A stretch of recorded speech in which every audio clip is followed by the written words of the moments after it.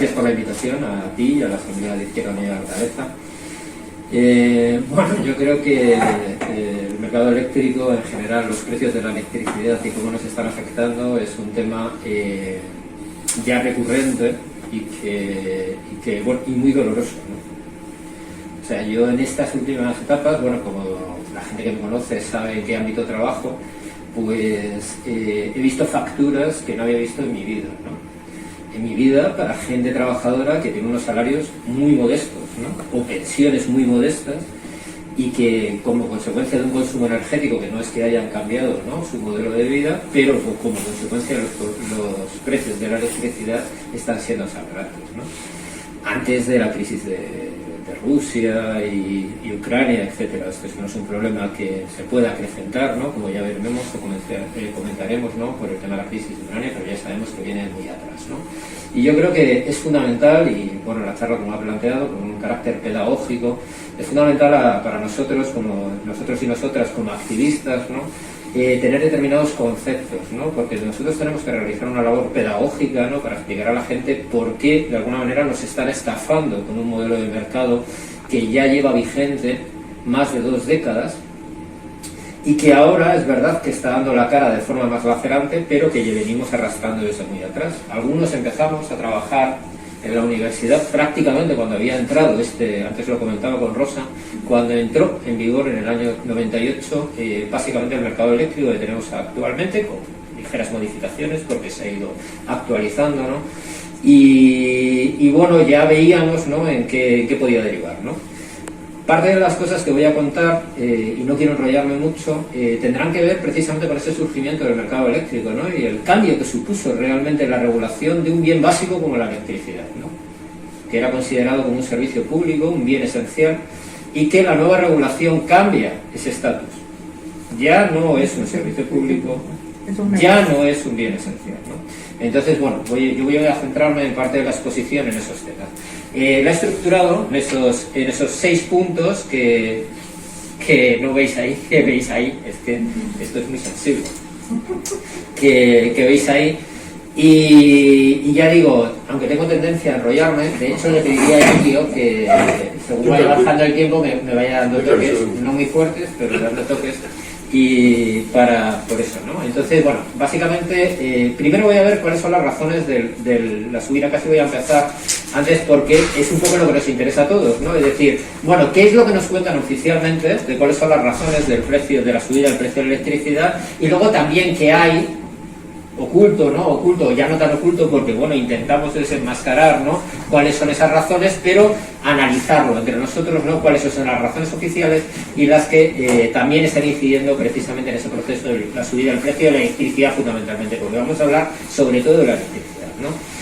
Vamos a hablar de la estructura del sector eléctrico, vamos a ver cómo las tecnologías y la estructura económica, lo que es el oligopolio que hemos llamado, que hablamos continuamente, pueden incidir en ese precio. Vamos a ver, como ya he dicho, cuál era la diferencia entre la regulación que se llamaba tradicional, ¿no?, y los mercados eléctricos que entran en Europa a finales de los años 90, ¿no?, como consecuencia de la desregulación, ¿no?, o la entrada del neoliberalismo en sectores que estaban prohibidos anteriormente, ¿no?, porque eran sectores regulados por distintas razones, ¿no?, pero que entran, igual que han entrado en la educación, en la sanidad, pues entran en el agua, entran en la energía, y lógicamente todo se convierte en un mercado, ¿de acuerdo?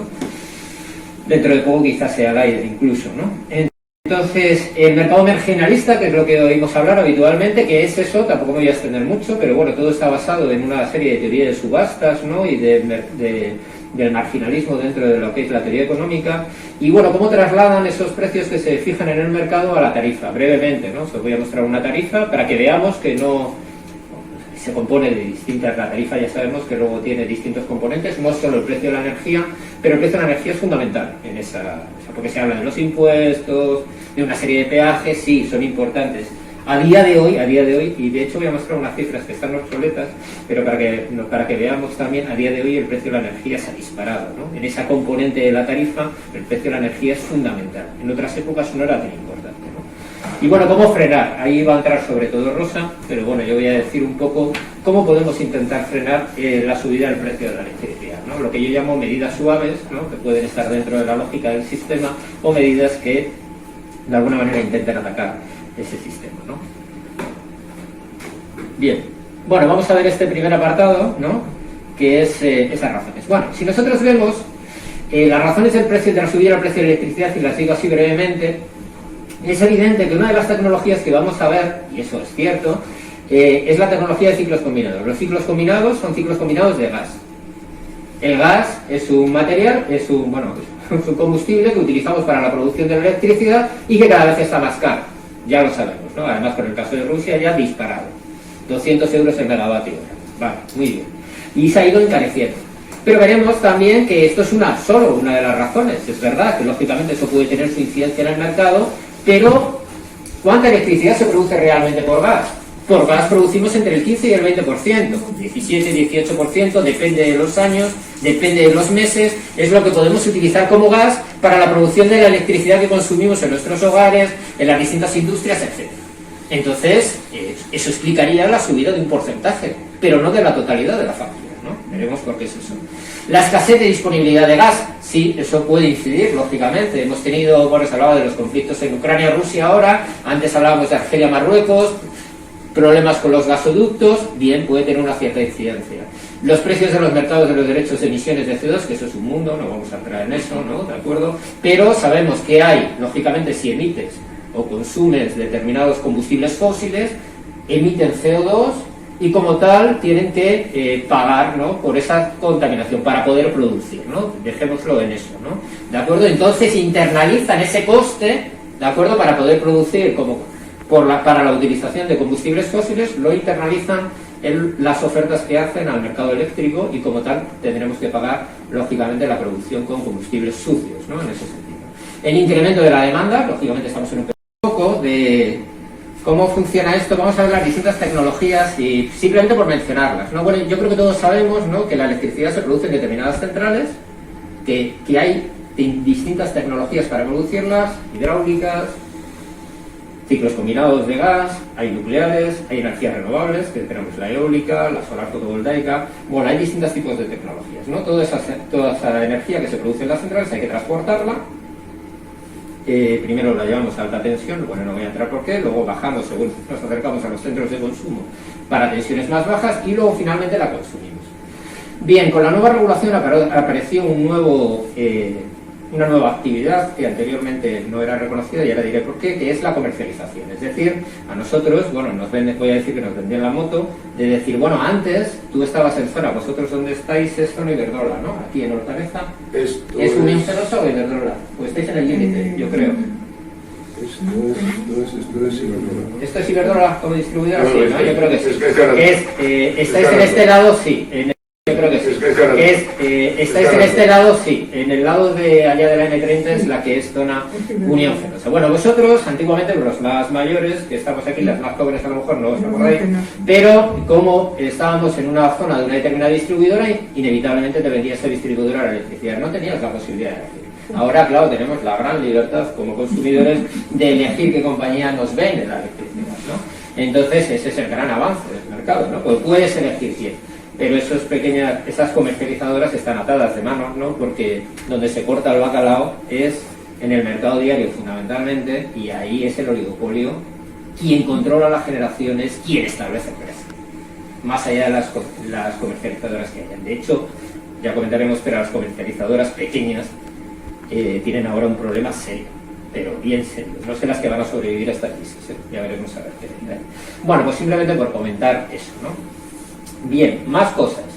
Bueno, esta simplemente es una foto que os pongo aquí es del 2019 y he querido dejarla del 2019-2020 para que veáis la diferencia entre la potencia eléctrica que tenemos en el parque de generación español. Se llega a ver un poco, bueno, más o menos para que sepáis, estas son las distintas tecnologías que tenemos en el sistema español y la potencia que tenemos instalada. En el sistema español tenemos instalado 105.000 megavatios, más o menos. ¿De acuerdo? Eso desde 2019 no ha variado en una parte porque algunas han desaparecido y han entrado otras centrales, como 105.000, por hacer una cifra redonda, ¿no? 105.000 megavatios. Esos no se utilizan siempre. Es decir, ¿cuál es la máxima demanda que podemos tener en el sistema? La máxima demanda histórica, el pico histórico de demanda, han sido 45.000 500, si no recuerdo mal, megavatios. Es decir, tenemos más del doble de la hipotencia instalada. Eso fue antes de la crisis económica del 2008, nunca se ha vuelto a superar, lo cual tiene cierta lógica, por determinados procesos que no vamos a entrar. Es decir, tenemos un excedente. ¿Qué quiere decir eso? Que lógicamente no siempre van a estar produciendo todas las centrales que tenemos, ni mucho menos. Siempre hay centrales que están apagadas, por distintas razones, ¿no? Entonces hay veces que solo tenemos produciendo energías renovables, nucleares, o sea, hidráulica, solar, fotovoltaica, nuclear, y a veces también tenemos gas, pero no siempre produce el gas, ¿no? Que decimos que es un poco la clave ahora, según oímos el gas, porque hay también centrales de fuel, pero son pequeños, ¿no? Y el carbón lo hemos ido eliminando, también queda muy poquito de carbón, ¿no? Que también queda todavía, pero queda muy poco. Entonces el gas, que es el que está condicionando de alguna manera el precio del mercado, como ya he dicho, no siempre produce. Vamos a ver una foto así para que veamos también de más o menos cuánto produce en cada una. Es una foto que cada día va cambiando esto. Entonces, claro, no puedo tener toda la foto, podríamos conectar, bueno, con la cobertura que tenemos aquí. Mejor no intentarlo. Podríamos conectarlo a lo que tenemos ahora, pues a través de Red Eléctrica, que por cierto, el que tenga curiosidad en estos temas, para mí la página, hay una app que es SIOS bueno, no se llama SIOS, la app, bueno, no lo sé, pero bueno, el SIOS de Red Eléctrica da mucha información sobre cómo funciona el sistema. Para mí la página web de Red Eléctrica es la que más información te da sobre el funcionamiento del sistema, ¿no? En general, ¿no? Luego hay otras páginas interesantes, ¿no? Más alternativas, pero digo un poco como el funcionamiento un poco del sistema, ¿no? Y luego, una cosa es la potencia que tienes instalada y otra es la energía que produces. Una cosa es lo que tienes, lo que puedes llegar a producir, y otro lo que realmente llegas a producir, ¿no? Como veis, aquí, bueno, simplemente por señalaros, perdón, a ver, ¿no se ve el ratón? Ah, sí, aquí el ratón, ¿no? Si veis aquí, esto verde, por ejemplo, es la eólica instalada. Como veis, tenemos dos grandes tecnologías. Ahora mismo, o sea, la mayor capacidad de tecnología es la eólica y también los ciclos combinados, que son este naranjita que tenéis aquí, ¿de acuerdo? Los ciclos combinados son de gas.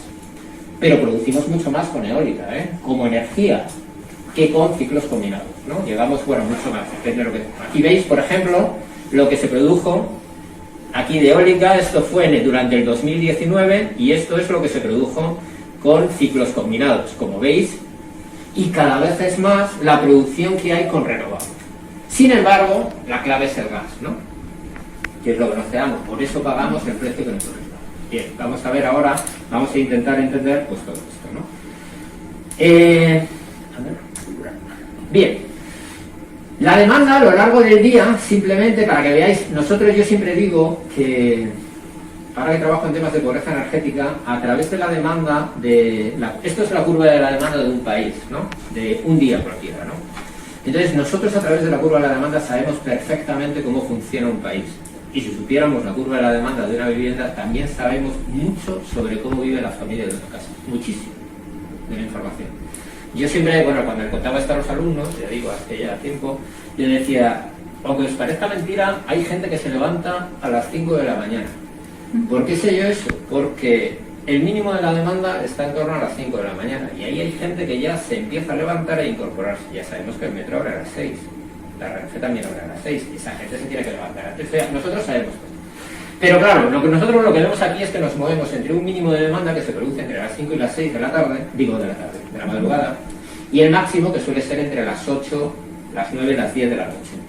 Claro, aquí como tenemos menos demanda, 20 y tantos mil megavatios, de los 100 y pico mil, no entran tantas tecnologías. Según va aumentando la demanda, tenemos que ir metiendo nuevas centrales. Entonces, el gas, obviamente, ¿dónde entrará? Las más caras entrarán por aquí, ¿no? Que es cuando ya lo requerimos. Eso es lo que dice la lógica. Luego se producen en el mercado cosas inverosímiles, que lo podríamos ver y vamos a alucinar. Pero tú no me has contado que eso. Sí, te he contado eso. Eso es lo que dice la teoría, ¿no? Bien, eso es lo que... ¿Por qué? Porque entran, se supone, las más baratas, que es lo que es la lógica del mercado, y luego según va necesitando más, entran las más caras. Eso es lo que dice la racionalidad, ¿no? Bueno, hay veces que podemos encontrar cosas insospechadas. ¿Por qué? Pues entre otras cosas por la estructura oligopólica, por cómo ofertan los distintos agentes, ¿no? Y eso podríamos entrar y dar mucho para hablar, ¿no? Entonces, ahí veríamos que si respetáramos la estructura de costes de producción, seríamos eficientes. ¿Qué hace el mercado? No respetar siempre la estructura de costes de producción, con lo cual es ineficiente, porque a veces producen centrales que son más caras, con lo cual económicamente es ineficiente. A eso sí, para maximizar el beneficio, sin duda lo es, y esa es la lógica del sistema, cómo lo es, ¿no? Entonces, bueno, sobre esto se podrían comentar distintas cosas, pero bueno, un poco porque veáis lo lógico que veis, nos levantamos, llegamos hasta el mediodía, según llegamos al mediodía hay empresas, bueno, cerramos, ¿no? Porque hay tiendas que cierran, algunos se van a comer a casa, hay oficinas que terminan cerrando, luego ya por la tarde llegamos todos, porque todo el mundo se incorpora, las luces de las calles, etcétera, todo tiene su lógica, ¿no? Y entonces eso, no todo el mundo puede poner la lavadora a las 5 de la mañana, como los piden, ¿no? Para no consumir a las horas pasadas, las horas más caras, todas estas cosas, ¿no? Y esto es un poco la distribución que yo os decía, ¿no? Para que veáis, por ejemplo, en un día que se ha elegido, que este era el 11 de diciembre, que es cuando más se consume, lógicamente en invierno, ¿no? El 11 de diciembre del año pasado, ¿no? Para que veáis un poco la franja de producción, ¿no? Eólica, no todos los días es lo mismo, porque hay veces que no sopla viento, pero la eólica ya se ha convertido en la líder de producción en el sistema, ¿no? Y el ciclo combinado, pues lo tenéis, perdón, que estoy señalando la que no debo, perdón, que es que estoy, claro, como tengo dos cosas, pues esta es la eólica. Y aquí veis que, es que no sé si lo leéis, que este es el ciclo combinado, es este naranjita, este de aquí, esta franja de aquí, como veis, bueno, en este caso elegido, pues es bastante menor, ¿no? Luego tenéis hidráulica, que es esta parte de aquí, ¿no? Que está producido, bueno, lo de la hidráulica ya lo vamos a comentar, porque esto ya es curiosísimo, ¿no? Y bueno, tenemos también la nuclear, que tenéis por ahí, eso. Y bueno, tenéis esta franja de aquí, naranjita, que está justo ahí en medio del día. ¿Por qué? Porque es cuando hay sol, entonces es cuando produce la solar fotovoltaica, ¿no? Como veis, todo tiene su cierta lógica. Y dice, bueno, todos estos rollos que nos estás contando, bueno, pues estos rollos tienen que ver un poco con lo que tenemos. Bueno, como ya os he dicho, estas son las distintas tecnologías, para que veamos cómo las utilizamos. Ya digo, las renovables cada vez con más implantación.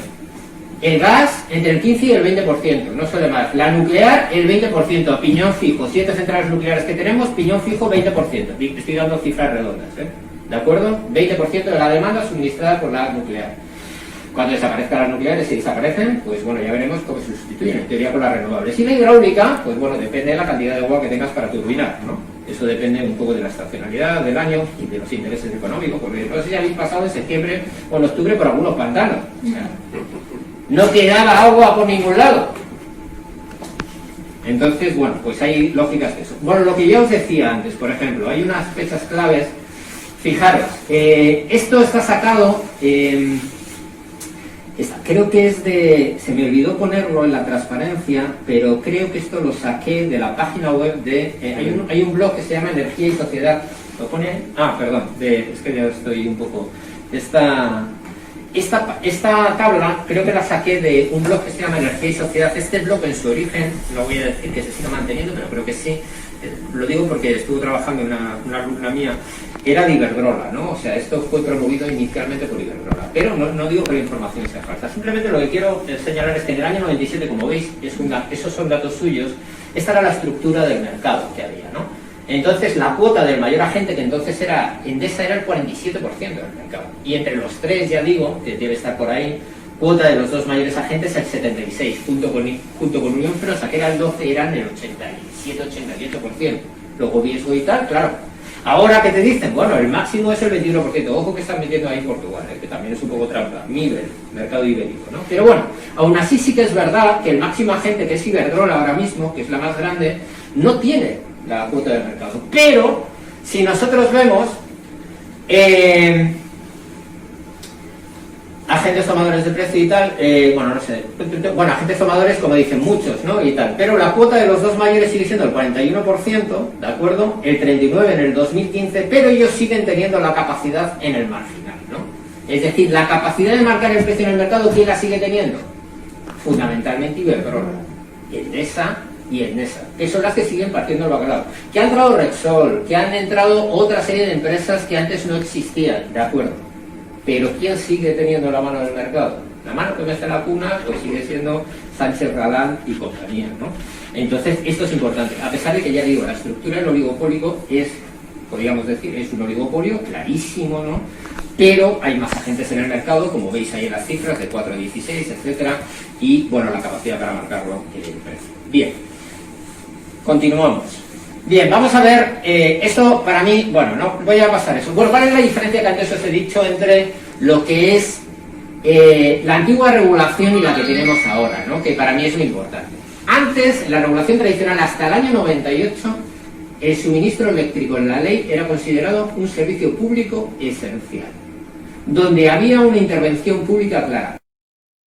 Ojo, voy a hacer aquí un paréntesis. España es un país extraño dentro del sector eléctrico mundial, porque curiosamente somos de los pocos países donde el sector eléctrico estaba controlado por empresas privadas, sujetas a lo que dictaminaba el Estado, pero es muy raro, era muy raro encontrar países que tuvieran empresas eléctricas privadas, tanto de generación, transporte y distribución, y nosotros éramos un caso excepcional en el mundo, con Bélgica y poquitos casos más. Estados Unidos, país del capitalismo, ya sabemos y tal, las empresas eran públicas. Francia, EDF, Electricité de France, pues ya sabemos, control absoluto que sigue teniendo, a pesar de la desregulación que sigue teniendo EDF y tal. Nosotros éramos unos rabavis dentro del sector mundial. Pero estaba el poder del Estado era notorio, llegaban unos acuerdos y ya sabemos cuáles son las connivencias entre el Estado históricas hasta el franquismo, ¿no? Entre las grandes eléctricas y el Estado, ¿no? Pero había una intervención pública clara. Ya digo, a nivel internacional mucho mayor. ¿Por qué? Porque es un sector estratégico. No solo era un servicio público, sino que es un sector estratégico, como se demuestra ahora. Por ejemplo, bueno, tenemos guerras por determinados recursos que van a producir la electricidad. ¿Cómo no va a ser estratégico? ¿Quién le va a dejar controlar? ¿Vosotros creéis que Francia va a dejar controlar sus centrales nucleares a una empresa norteamericana? Ni de coña. Ni de coña. Entonces, ¿por qué? Porque, claro, tiene un valor estratégico. Una central nuclear es una bomba nuclear, de alguna manera. ¿Cómo vas a dejar controlar esto? Entonces, es un sector estratégico por distintos valores. Y porque vimos que tiene un efecto clarísimo sobre la economía. Los precios de ahora pueden hundir la economía de un país. Y, de hecho, como sigamos así, vamos hundidos. Entonces, bueno, por eso es. Bueno, había un monopolio natural que se decía en generación, transporte y distribución. Lo que ya he dicho antes, estabas en Iberdrola, lo comprabas a Iberdrola. Una fijación administrativa de los precios, que eso era fundamental, es decir, cada año se publicaba en el BOE el 31 de diciembre y tú pagabas eso en la factura. Se podía revisar, lógicamente, porque la evolución del precio de los combustibles, pues eso, pero, y había una planificación centralizada en esta. Pero llega la competencia, nos dicen, hombre, es que vosotros estáis atrasados, en general, este modelo capitalista que funcionaba y eso, pero está atrasado y tenemos que abrir a la competencia, una competencia que es posible en generación y también es posible en comercialización. Es decir, tú ahora, ¿por qué voy a estar con los de Fenasa? Me voy a ir incluso con cooperativas, que podemos irnos ahora, ¿no? Yo soy de Sol Energía y, bueno, pues ya está, eso podemos elegir. Y dice, bueno, eso está bien, ¿no? Entonces, con eso se nos abren los ojos. La competencia va a reducir los precios del sector, porque estamos viendo, ¿no? Claramente, ¿no? La competencia que nos va... Claro, si hubiera competencia perfecta, seguro que sí. Pero es que yo no conozco la competencia perfecta, y menos en un sector como el energético, ¿no? Entonces, pues efectivamente pasamos a un modelo donde nos dicen, empezamos a competir, distintas comercializadoras, tú puedes tener, empiezan a competir los generadores, ofertan al pool, aquí produces la energía, la llevas por la red de transporte, suministras a los clientes, entonces tenemos distintas, podemos elegir las comercializadoras, al por menor, y hay competencia. Y la competencia. Y bueno, hay que decirles que sí que es verdad que hay que reconocerles que, bueno, durante un tiempo el sistema más o menos funcionó, ¿no? O sea que, bueno, es verdad, no ha habido pérdidas de suministro, más o menos nosotros tenemos un suministro fiable, ¿no? O sea, lo que vivas en la cañada, pero el suministro es más o menos fiable y bueno, eso sí, el precio de la electricidad, vamos, se ha ido disparando. Hace 10 años yo daba una charla en la Puerta del Sol y tal, por, ¿cómo se llamaba aquello? Uni en la calle, no sé cuántos, y ya había subido la tarifa, si comparábamos con cuando entraba la regulación, pues había subido un 80%, ahora ya no quiero ni comentarlo, vamos, o sea, podéis imaginar, ¿no? Cómo han subido los salarios aproximadamente. Entonces, bueno, son estas cosas que nos vamos encontrando. Bueno, entonces, bueno, simplemente, ahora ya podemos tener la competencia. Y lo fundamental, que no me voy a enrollar mucho más, es que tenemos la teoría marginalista de precios, que es lo que vamos a ver. ¿Qué es eso de la teoría marginalista? que marca el precio, la última unidad que entra para cubrir esa demanda que hemos visto en cada una de las horas, la última central que entra, pues es la que va a fijar el precio. ¿De acuerdo? Y con eso, pues pagamos a todas las demás. Y eso, que está teorizado en economía y que funciona en mercados de competencia perfecta, como ya vemos, no estamos en un mercado de competencia perfecta, con lo cual esa teoría no vale.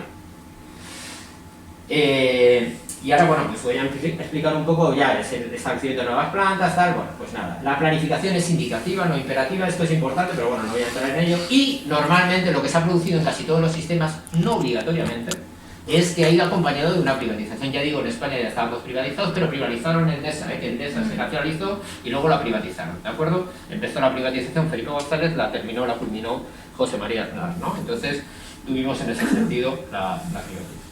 Pero bueno, simplemente por señalar esto, ¿no? Bueno, no me voy a centrar más. Esto, ya digo, veníamos de un proceso del marco legal estable que funciona bastante bien durante un tiempo y el año 98, el 1 de enero, pues entra la nueva ley del sector eléctrico. Y luego ha habido pequeñas modificaciones, pero aquí está. De lo que tenemos a día de hoy. Ahí se sientan las bases y viene, que es importante señalarlo, que a veces aduce, viene como consecuencia de una directiva europea que impele a todos los estados a los procesos de liberalización del sector energético. ¿De acuerdo? Entonces, esto es importante porque todo viene, nosotros, bueno, Europa nos manda y nosotros obedecemos. Y bueno, vamos a ver qué es esto del mercado marginalista. Lo que ya he dicho.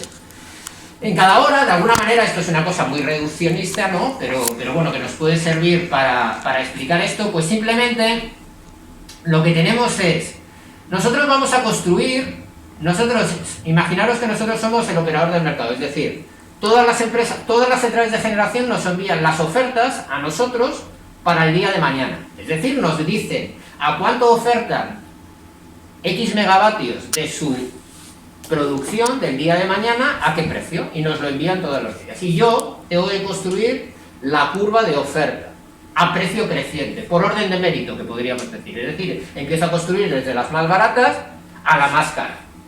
Y entonces esa es la curva de oferta, y luego tengo la curva de demanda, que se construye igual, pero en sentido inverso. Es decir, los que van a comprar energía, es decir, pues Unión Fenosa Comercialización, Son Energía, Iberdrola Comercialización, van y ofertan para comprar energía. ¿Algunos de nosotros estaríamos dispuestos a dejar de comprar energía? A dejar de consumir el día de mañana, es decir, que no podamos tener para el frigorífico. Somos bastante cautivos, ¿no? Como dicen ellos, somos bastante consumidores cautivos. No podemos cambiar nuestra demanda energética de un día para otro, ¿verdad? Entonces, bueno, pues claro, lógicamente ellos no nos van a dejar sin suministro, con lo cual la capacidad que tienen de influir en el precio es muy pequeña, ¿no? Entonces tenemos una demanda y donde cruza la demanda con la oferta, pues ahí se establece el precio. Es decir, ¿qué ocurriría realmente en el sistema? Pues aquí entrarían las centrales más baratas. ¿Cuáles son las centrales más baratas? Las renovables. La nuclear. Podríamos decir que la hidráulica, que con la hidráulica ya veremos que hace mucha trampa. Bueno, la hidráulica es para echarle de comer aparte, ¿no? Ya lo vais a ver con una foto que os voy a mostrar, ¿no? Entonces, eso es lo que diría. Luego ya entran, pues, siguientes tecnologías que son más caras, ¿no? Pues ahora, pues sería, por ejemplo, lo que tengamos de carbón. Bueno, esto sería en escala, en realidad las renovables, luego entraría la nuclear, pues tal, no sé cuántos, aunque la nuclear, bueno, los costes que te dicen los nucleares son falsos, ¿no? Pero bueno, es lo que tenemos ahí. Y entonces van entrando, ¿no? En escala, eso es lo que diríamos, ¿no? Pues tienen que ofertar a sus costes marginales que llamamos de producción, ¿no? Al coste del combustible, básicamente, que es el coste. Las renovables no tienen coste de combustible. ¿De acuerdo? La nuclear tiene coste de combustible, pero no es tan alto, ¿no? Fundamentalmente ese es el coste marginal. Entonces, pero la última unidad despachada que decimos es la que corta, establece el precio. Es como si nosotros vamos a comprar al mercado, vamos a la carnicería, y bueno, carnicería, charcutería, compras chope, jamón york, poco de morcillo, y voy a comprar 1 kilo de solomillo. ¿Y a qué pagamos todo? Al precio del solomillo. Y dice, pero coño, si es que he comprado chope al precio del solomillo, no había comprado solomillo, gilipollas.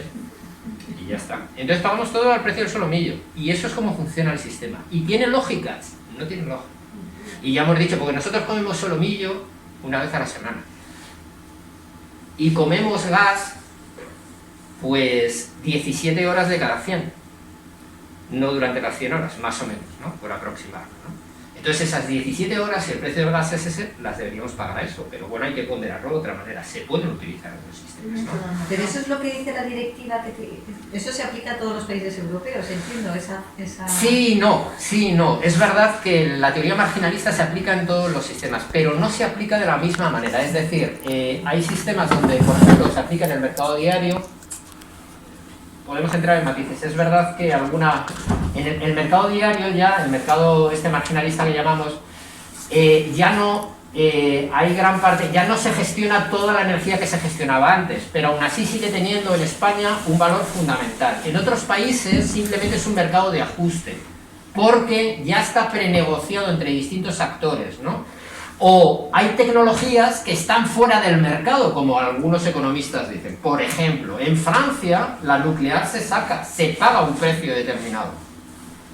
Hay subastas, por ejemplo, de renovables, donde ya sabemos lo que van a cobrar las próximas instalaciones de fotovoltaica que va a haber en el país en las próximas décadas, porque ha habido subastas de esa tecnología y ya saben ellos lo que van a cobrar a lo largo de toda su vida de producción, porque esas están fuera del mercado. Lo mismo se podía hacer. De hecho, en el año 2005 se publicó por Ignacio Pérez Arriaga, que es uno de los gurús del sector eléctrico. Yo creo que es la mayor eminencia que tiene el sector eléctrico, y curiosamente creía en todo esto del mercado, porque él venía del MIT, en Estados Unidos, y mamó todo el proceso de desregulación, y la gente del IIT, en comillas, pues lo trajo mucho a España. Y él en el 2005 publicó el libro blanco de la energía, por encargo del ministerio. Ese libro blanco, según lo publicó, se metió en un cajón, porque a las empresas eléctricas no les interesaba. Y ya entonces, no está aquí Ignacio Pérez Arriaga para desmentirme, pero ya entonces él decía que no se podía tener en el mercado, había que sacar determinadas tecnologías de la teoría marginal. ¿Por qué? Porque viciaban el funcionamiento del mercado. Porque no se puede poner a competir una hidráulica con una central de ciclo combinado, porque estamos hablando de cosas muy diferentes. Entonces él hablaba de, muy bien, establezcamos el marginalismo entre las centrales de combustibles fósiles. Saquemos la nuclear, saquemos la hidráulica, entonces las renovables no eran tan potentes como teníamos ahora. 2005, se metió en un cajón, y era Ignacio Pérez Arriaga, ¿no? Bueno, pues estas son las cosas, ¿no? Bueno, simplemente aquí lo que voy a decir es que, bueno, lógicamente en cada hora es diferente, ¿no? Nos podemos encontrar un precio distinto entre cada una de las horas, ya sé que me estoy extendiendo, y eso, ¿no? Ya te dije que hablabas mucho. Y... Lo que dije. Entonces, bueno, nada, simplemente esto lo tenéis ahí en la presentación, ¿no? Pues eso, las ofertas pueden fluctuar hacia arriba, ¿no? Es decir que sean precios más altos en unos periodos que en otros.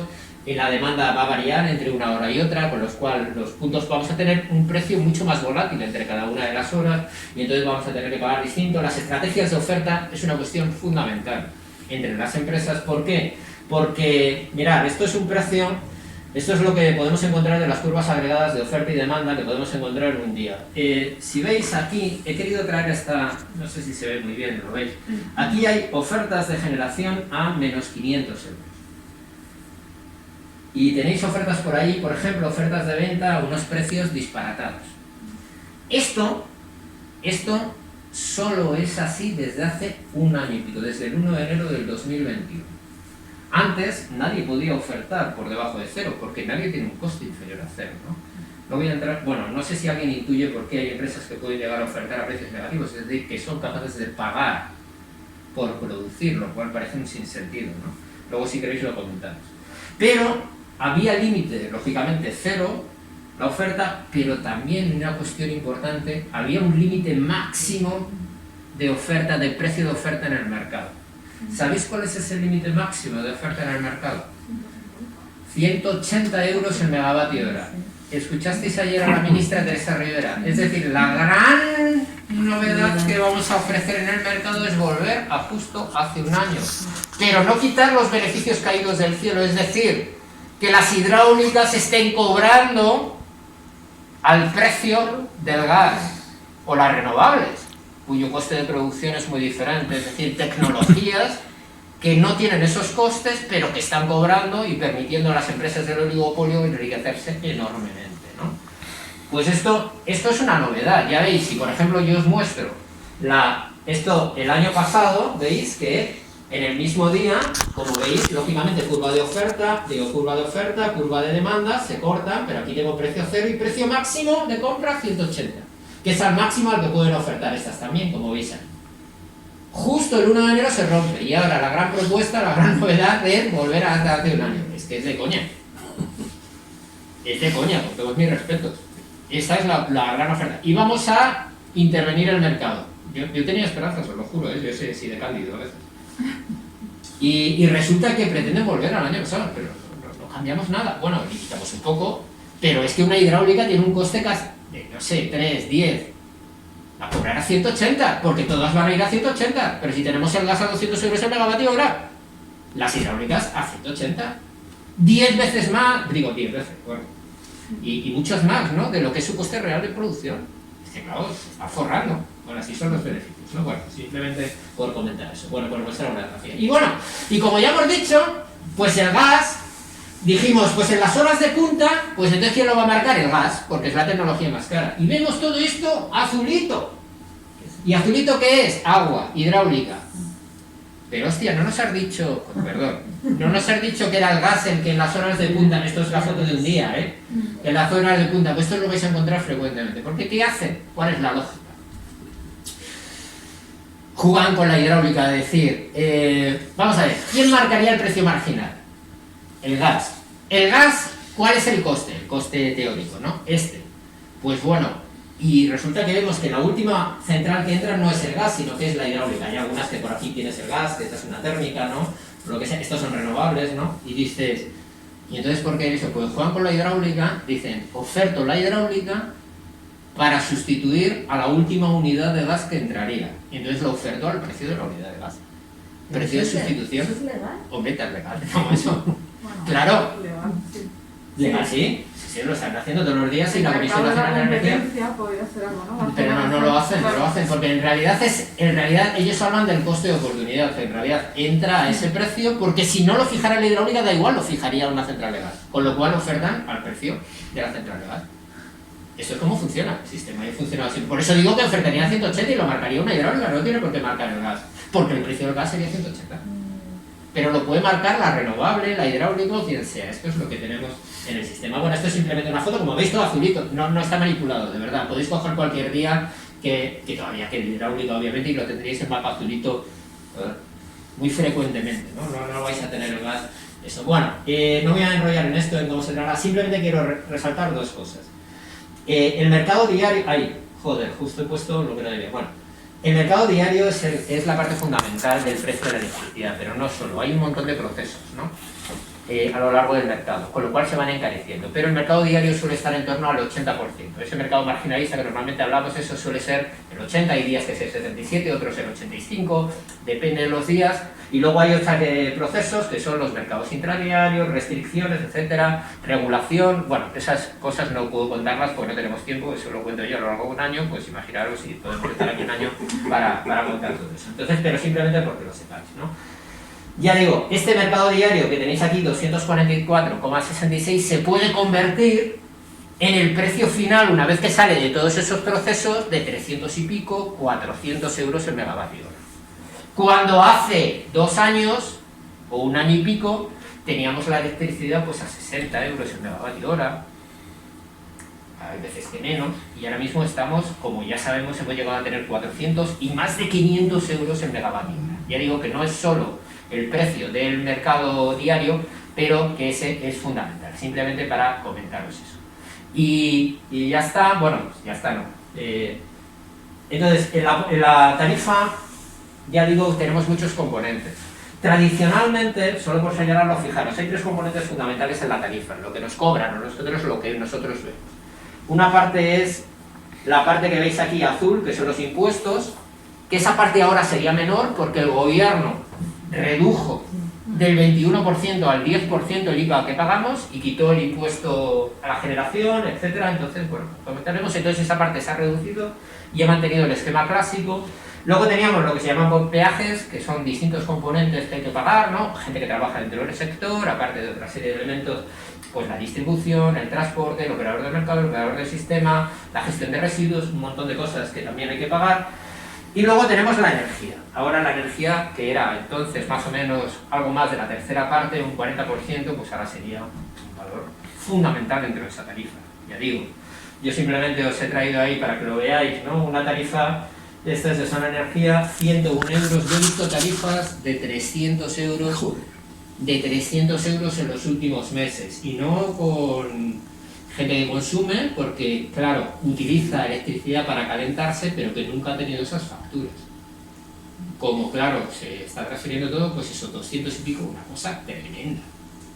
Pero bueno, ya veis que, como veis, ¿no? ¿Cuál es el componente fundamental? Esta es de Zona Energía, porque yo no conozco. El componente fundamental es, prácticamente se paga con una serie de descuentos lo que te cuesta la energía. El gobierno también redujo lo que pagábamos por potencia, que eso lo subió el gobierno de Rajoy. La potencia que tenemos contratada, ya sabéis que tenemos en casa una potencia que está contratada y esa la tenemos que pagar, ¿no? Eso redujo la cuota, eso se notó bastante en algunas facturas porque la subieron de forma indefinible. Como es una parte fija que vas a cobrar, que vas a pagar independientemente de lo que consumas, pues la subieron. Eso lo redujo el gobierno, también se notó, pero claro, ante la subida del precio de la electricidad no vale para nada, ¿no? Entonces lo que hay que acotar eso. Bueno, y ya para terminar, no voy a entrenar, bueno, ¿cómo frenar el precio de la electricidad? Porque si no, Rosa no va a hablar. Y supongo que ha venido a eso. Yo simplemente, yo creo que es el gran debate cómo podemos frenarlo, ¿no?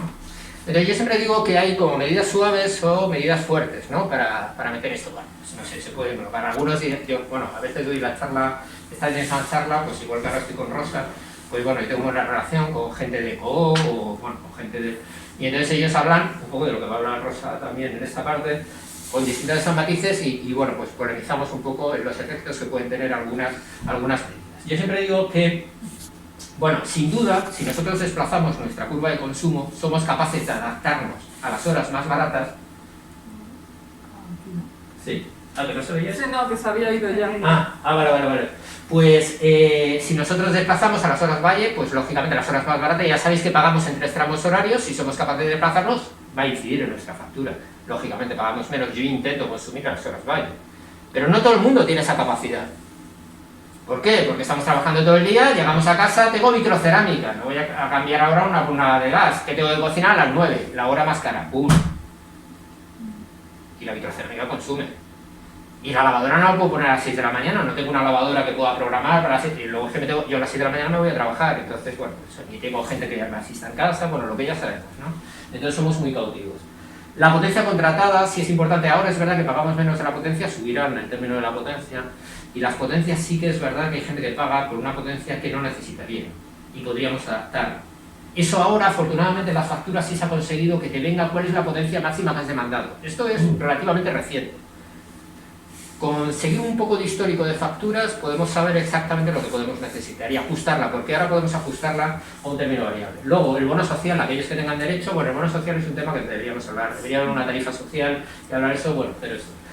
La autoproducción y las comunidades energéticas, aquellos que tengan la posibilidad de en sus tejados instalar paneles solares, etcétera, pues desde luego que van a ahorrar un montón. Claro que sí, ya hemos visto en las horas precisamente de máximo, a lo mejor el máximo precio, sobre todo en determinados periodos del año, pues que podemos ahorrar bastante, y lo de las comunidades energéticas, que luego si tenemos tiempo podemos hablar un poco de ello.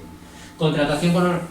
Mira, esto, antes yo siempre decía en estas charlas, dice, ¿qué tienes que tener? Si tu poder adquisitivo es muy pequeño, tú tienes que contratar con el mercado regulado, la tarifa PVPC. Ahora ya no me atrevo a decir eso, porque como está indexado al mercado, estamos jodidos. Y antes era lo más barato, y así íbamos. Cuando íbamos a hablar de pobreza energética y tal, le decíamos eso al PVPC, ya no puedo decir eso. Entonces, saliros del oligopolio, si se les puede dar por lo menos por el lado del consumidor, pues mira, algo que le quitamos, ¿no? Pero ellos están ofreciendo ahora mismo mejores tarifas. Pues esto. Entonces, bueno, pero a medidas gruesas, hombre, hay que modificar el sector eléctrico en general y la ley. Es que no puede ser que un servicio público, un servicio básico, haya ánimo de lucro. Pero claro, estamos en la Europa en la que estamos y estamos en el sistema en el que estamos. Pero eso es lo único que de alguna manera puede hacerlo cambiar. Luego la eliminación del mercado marginalista, eso se puede llegar a hacer. De hecho se ha planteado ahora con la crisis eso. Se ha llegado a plantear y hasta en Europa nos compraban casi la idea. Bueno, ya sabéis al final lo que vamos a proponer. Ya lo has dicho. ¿Eh? Que ya lo han declarado. Bueno, no, pero no van a quitar el mercado marginalista. Han llegado a plantearse la suspensión del mercado precisamente gracias a la subida de precios. No sé si os habéis dado cuenta que según se ha planteado eso, El precio en el mercado ha bajado, ¿eh? Eso lo decía Pablo Iglesias el otro día y yo lo había pensado y digo, llevas la razón. Digo, serán hijos de Satanás, digo, ¿cómo es posible? Bueno, no han bajado enormemente, pero claro, de 500... Claro, se notaría mucho. Bueno, el PIB-UPC que no esté indexado al mercado, lógicamente, ¿por qué? Porque está afectando también a la gente del bono social, que sin duda se notaba, resulta que como está indexado al precio del mercado, están jodidos también. Es que yo conozco gente con bono social que les han pegado un facturón del copón, a pesar de la reducción. Hermano, sí. Por eso el bono social necesita otra reformulación. Estamos en una organización donde la nacionalización de las empresas eléctricas, sí, pero yo no le quiero comprar las centrales de carbón ni las centrales nucleares a estos.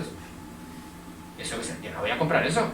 ¿Pero para qué le voy a comprar eso? Yo no. O sea, yo nacionalizo o creo una empresa eléctrica donde me quede con las tecnologías que van a ser tecnologías del futuro. Yo no les quiero comprar ya la escoria, ¿eh? La gente que no la vamos a comer, que están amortizadas y que además no van a seguir a futuro. Entonces la nacionalización sí, pero conocemos empresas públicas como el canal de Isabel II que siguen funcionando con ánimo de lucro.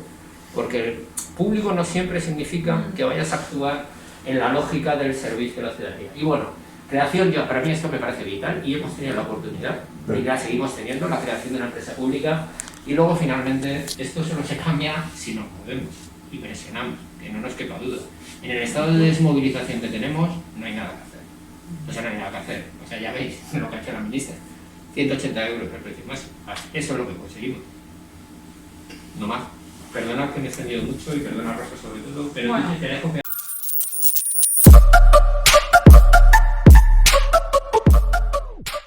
Surgió en 2012, que se llama Plataforma por un nuevo modelo energético, precisamente por toda esta problemática de la que hemos venido hablando. En ese momento surgió porque hubo una ofensiva en contra de las renovables. Entonces surgió la plataforma a partir de la defensa pues a la gente que quería en aquel momento pues instalar renovables, y el gobierno pues estaba en contra. Entonces bueno, lo que se hizo fue un manifiesto que defiende 4 puntos que son los que tenéis aquí. Los más básicos serían la eficiencia y el ahorro, porque bueno, pues la organización, como ha comentado antes Emilio, está formado por organizaciones medioambientales, también organizaciones políticas como la vuestra, también se adhirieron, organizaciones sociales y luego gente a título individual. Entonces todo lo que tiene que ver con lo medioambiental y con lo que supone la energía para el cambio climático es fundamental atajarlo. Entonces por eso 2 de las grandes luchas es lograr mayor ahorro y mayor eficiencia, ¿vale?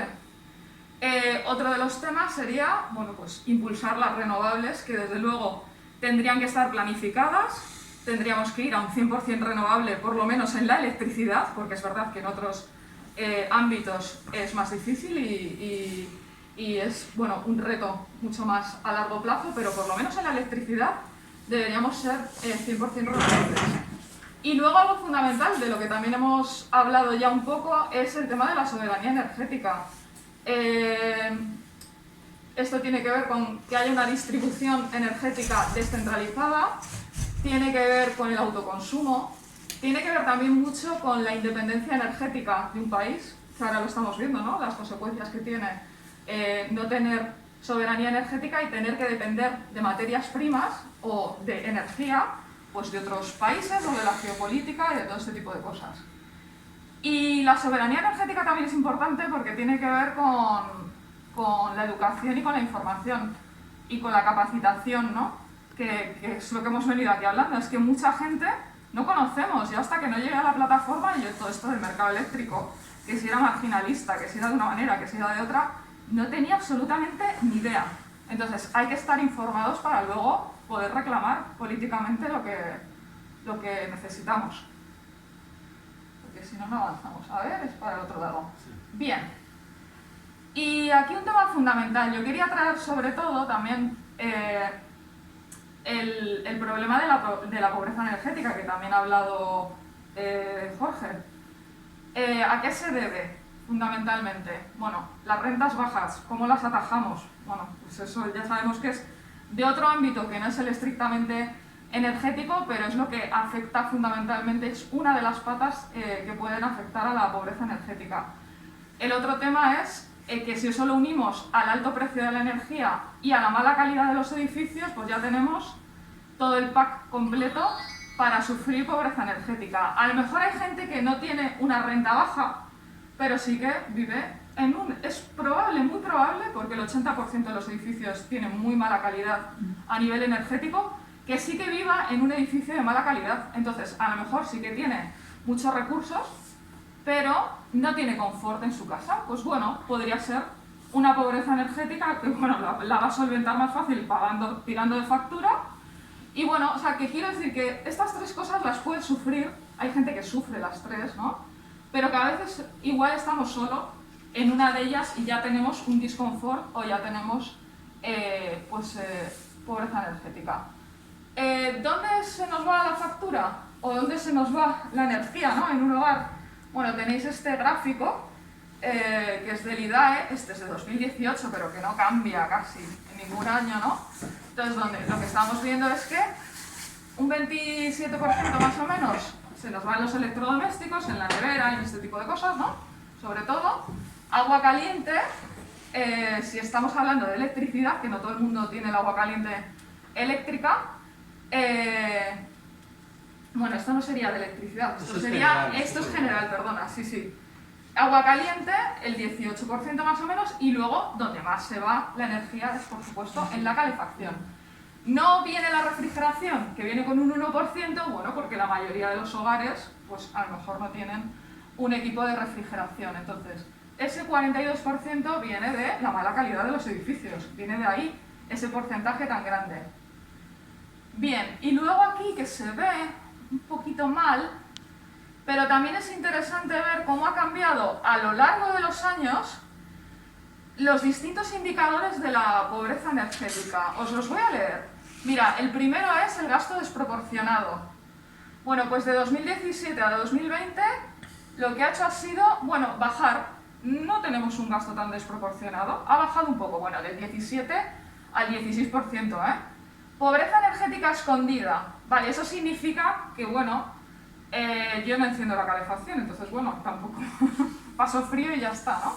Pues esto sí que es curioso porque ha pasado de, bueno, del 10%, 11, 10, 10. Luego, la temperatura inadecuada en la vivienda en invierno. Fijaros, sí que ha bajado eso del gasto desproporcionado un poquito, ¿eh? Pero esto sí que ha subido. Luego, es que, claro, estamos en disconfort dentro de las casas. Vale, estos indicadores.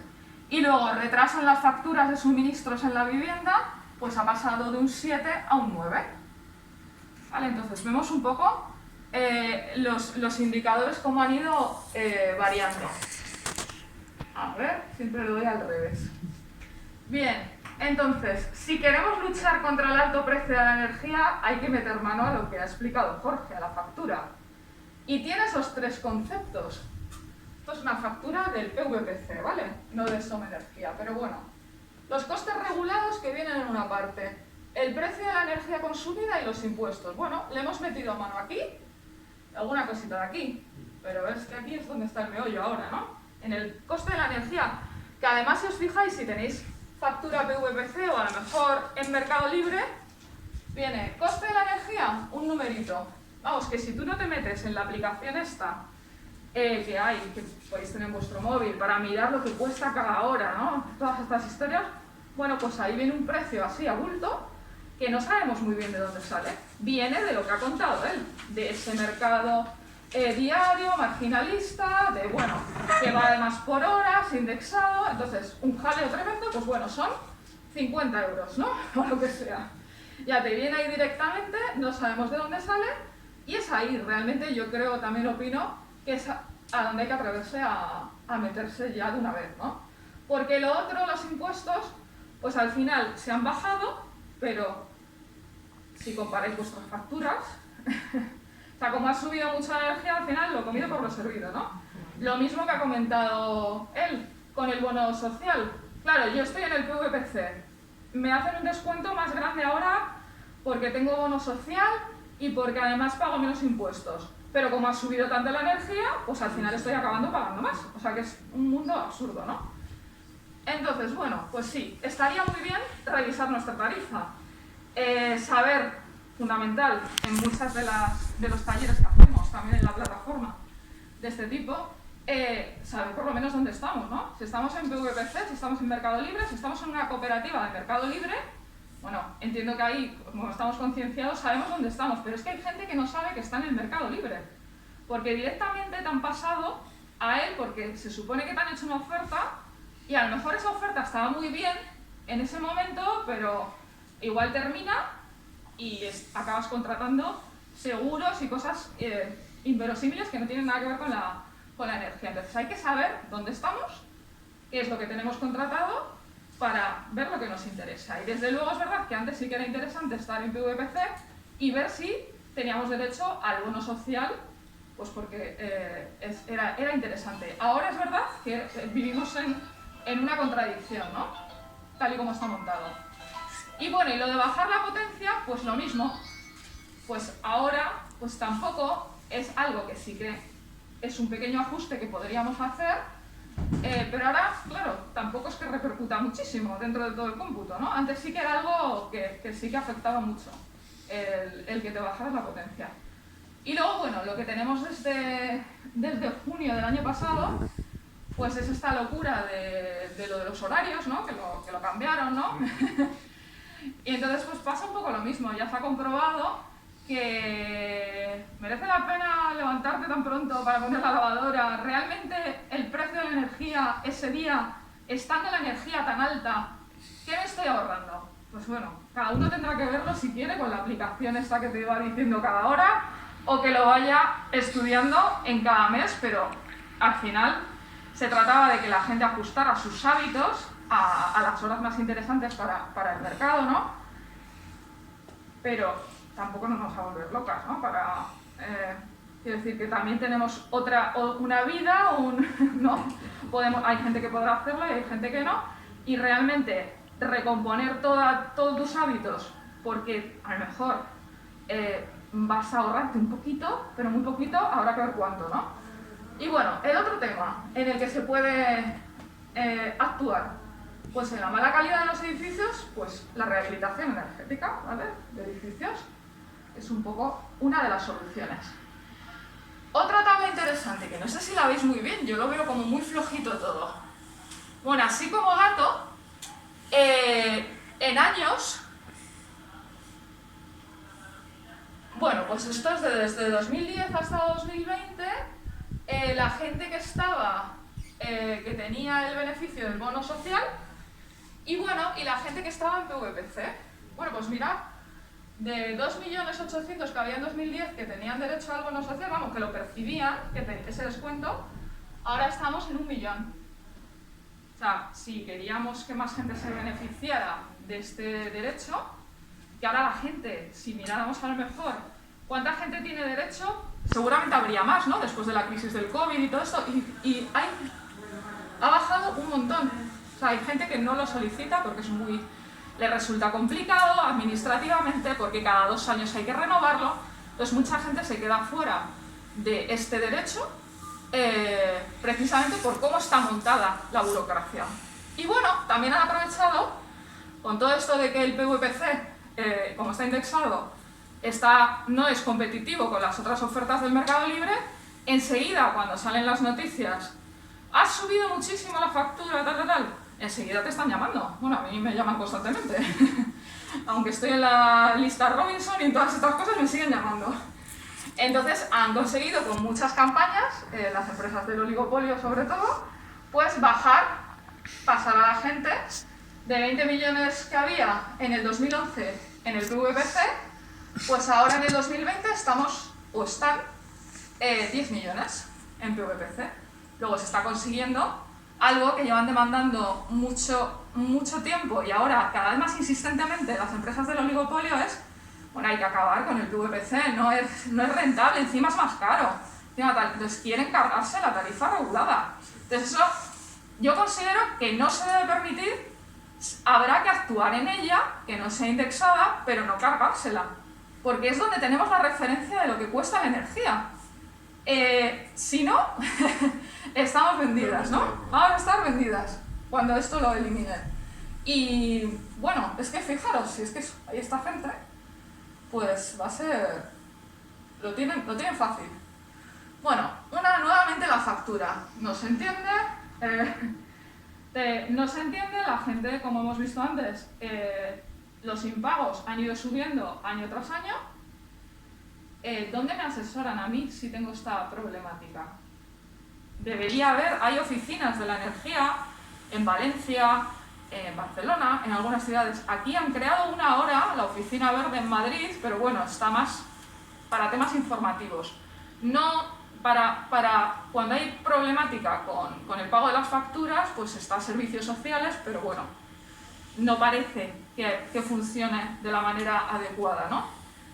Y bueno, pues por ejemplo en Barcelona lo que sí que surgió es la Alianza contra la Pobreza Energética, que es muy similar a la PA en funcionamiento.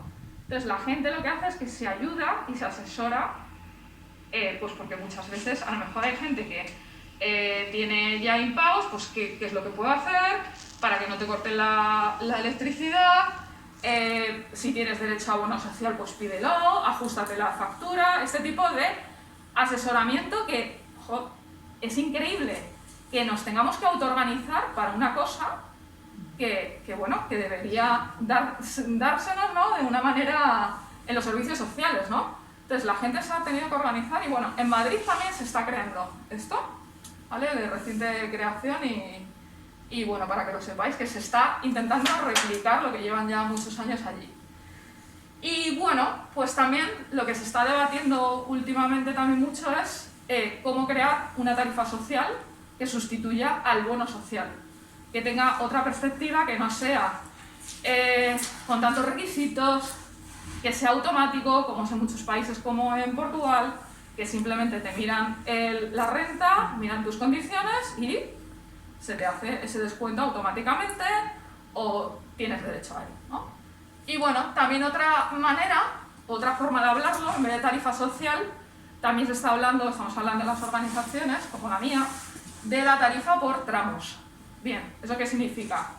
Pues que igual lo que tenemos que definir es un tramo básico donde la energía para los hogares, no para las empresas ni para otra cosa, para los hogares, estamos hablando sobre todo eso, que con un consumo determinado, mínimo, básico, tenga un precio pues moderado o muy bajo, ¿vale? Y luego ya a partir del siguiente tramo, pues a lo mejor ya lo cobras un poco como lo del agua, ¿no? Entonces bueno, esto parece que podría ser difícil de implementar por cómo está montado todo el sistema ¿no? De a ver, claro, quién financia luego esto que se cobra más poco, ¿no? ¿Quién tendría derecho? Yo, por ejemplo, soy partidaria de que esto sea para toda la gente, que no se pida ningún requisito. De hecho, esto fomentaría muchísimo lo que hablamos antes de la eficiencia y del ahorro. Pero claro, tú si tienes a lo mejor un tope, imaginaros, de 1.500 al año, 1.500 kilovatios hora al año, pues no me voy a pasar de eso. O voy a intentar rehabilitar mi casa para no consumir en calefacción muchísimo, porque es que tengo ese tope. Un tope que sea adecuado y, bueno, pues que cubra las necesidades básicas, ¿vale? También de lo que se suele hablar, de cubrir estas necesidades básicas. A ver... Sí, bien. Pues esto sería ya lo siguiente, que sería cómo actuamos a nivel rehabilitación de un edificio.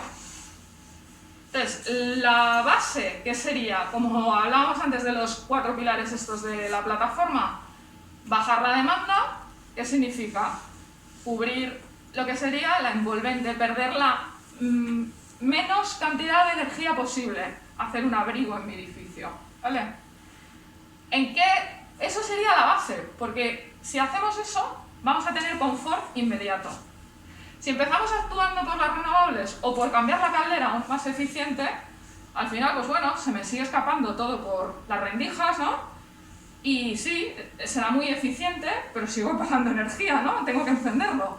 Entonces, por eso digo que la base fundamental es esta. Si queremos confort y queremos que sea medioambientalmente interesante.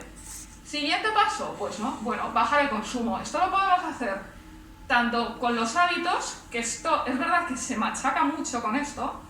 Yo creo que cada vez la gente está más concienciada y es que no puedes permitirte el lujo de despilfarrar. Estamos hablando en los hogares, ¿eh?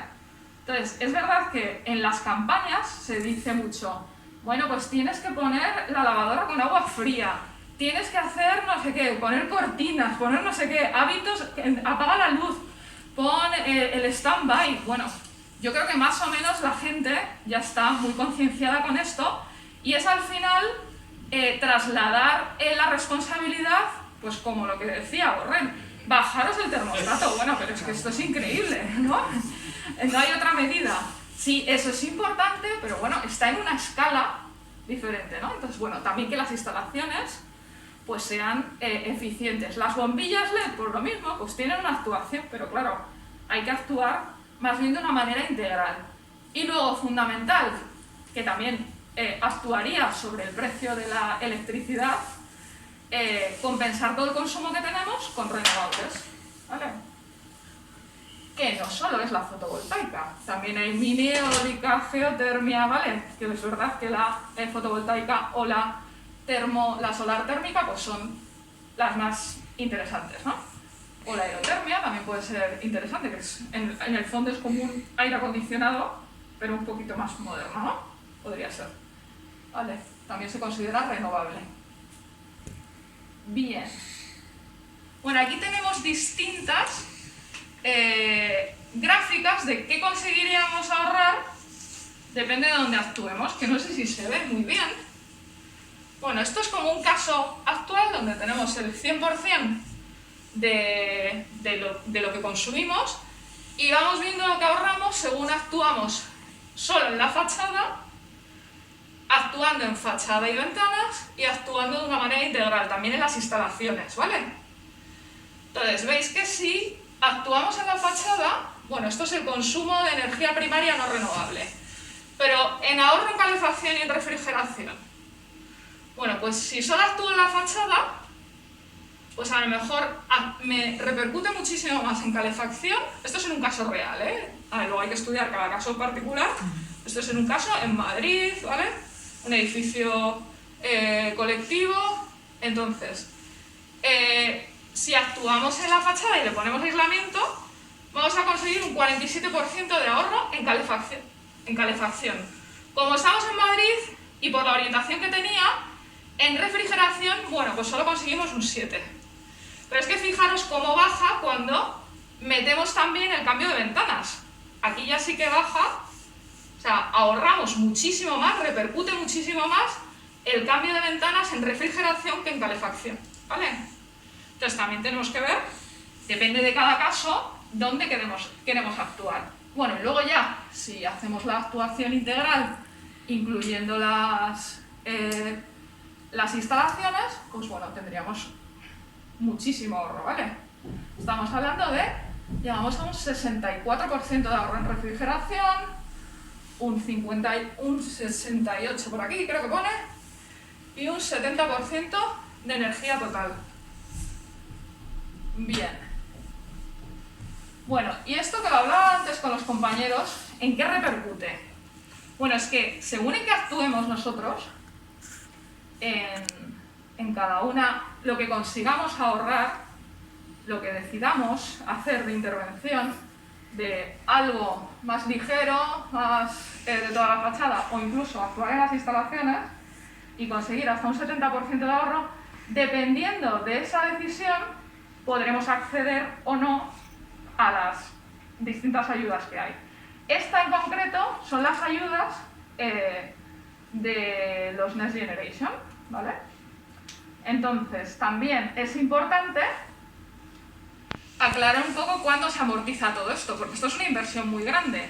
¿Cómo se pueden las comunidades de vecinos o un particular que viva en una casa aislada meterse en una inversión a nivel integral que le permita ahorrar ese 70% si no tiene una ayuda pública? ¿Vale? Entonces, aquí lo que veis en esta gráfica es en las azules cuándo lo amortizo sin subvención y cuándo lo amortizo con subvención en amarillo. O sea, baja un montón. O sea, es decir, incentivar esto es fundamental, si no, es que es imposible. O sea, no lo ves como muy a largo plazo. En cambio, si tú, por ejemplo, te vas a colocar autoconsumo, fotovoltaica, no te hace falta nada de esto. O sea, es que lo amortizas enseguida. O si tú te colocas, por ejemplo, una máquina de aerotermia, como os digo, que es algo más eficiente que un aire acondicionado, bueno, es más caro, pero también lo vas a amortizar enseguida. Pero una intervención integral de este tipo, que ahorra muchísimo más y tiene muchísimos más beneficios medioambientales, requiere una inversión muy grande. Y bueno, y acuerdos comunitarios y este tipo de cosas, que es una locura, ¿no? Como poner un ascensor, claro. Entonces, bueno, algunas de las reivindicaciones que... Estas, por ejemplo, son de la última campaña de la Semana de la Pobreza Energética. Entonces me ha parecido interesante compartirlas aquí. Y tienen que ver, bueno, pues que hay que luchar porque el suministro básicos, que no solo es la energía, sino que también es el agua, pues no se produzcan cortes, ¿no? Que esté prohibido porque es realmente algo esencial. El agua, la luz, bueno, y el gas, que tendremos que desterrarlo cada vez más, pero de momento forma parte de que la gente pueda tener una vida, calefactarse, cocinar, ¿no? Y entonces es algo esencial para el desarrollo de una vida digna. Entonces, esto hay que defenderlo. Bueno, entonces hablamos de que el principio de precaución, ¿no? Pues que hay que consultar antes, ¿no? De que haya un corte de suministro, que no se haga sin consultar en qué situación está esa familia. Y bueno, y también hay unos compromisos que ya están aprobados y que en gran parte no se han puesto en marcha dentro de la Estrategia Nacional contra la Pobreza Energética. Eso también habría que lucharlo, ¿no? A ver. Bien. ¿Y esto de la tarifa social que hablamos? Bueno, es que la cifra esta de 8 millones de personas que sepamos, según los estudios, que sufren pobreza energética, no son poca gente como para tomarse esto así a la ligera. Si no hacemos una tarifa social o un PVPC no indexado o una tarifa por tramos o lo que sea, ¿cómo va a evolucionar todo esto? Pues cada vez va a ir a peor, ¿no? Encima estamos viendo que vamos cambiando los mecanismos o las ayudas para el bono social. Van cambiando un poco porque se supone que quieren hacerlo menos burocrático el trámite. Y justo estamos viendo que el efecto es que se pierde 1 millón de gente. O sea, 1 millón de hogares ya no lo han solicitado. O se lo han denegado porque a lo mejor no ha hecho bien el trámite o por lo que sea. Entonces, ¿qué está pasando aquí, no? Entonces, igual hay que desterrarlo ya de una vez, ¿no? E ir hacia una tarifa social que habría que ver cómo se implementa.